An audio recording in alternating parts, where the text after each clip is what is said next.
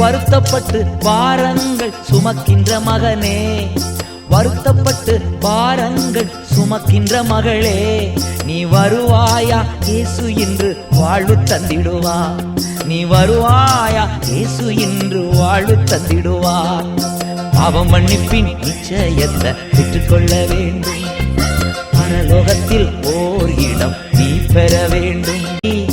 ரத்தம் சிந்துதல் இல்லாமல் பாவ மன்னிப்பில்லை, இயேசு ராஜா நாமம் இல்லாமல் ரட்சிப்பும் இல்லை, நம்ம இயேசு ராஜா நாமம் இல்லாமல் ரட்சிப்பும் இல்லை.